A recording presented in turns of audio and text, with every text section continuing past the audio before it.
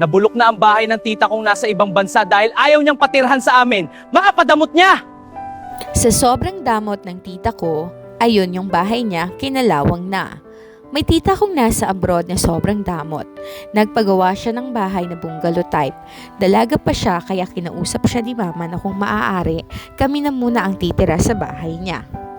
Nasa abroad naman siya at sayang din kung di maaalagaan ng maayos.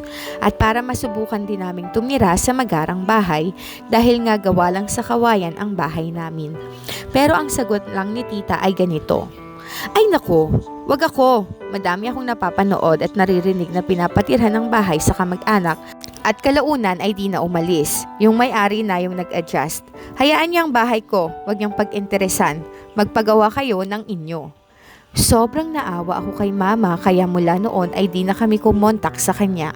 Kahit hirap kami sa buhay, sa iba kami lumalapit wag lang sa kanya dahil alam ko na makasarili siya.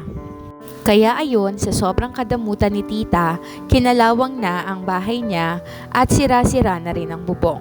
Napakarami na ring mga damo sa paligid nito.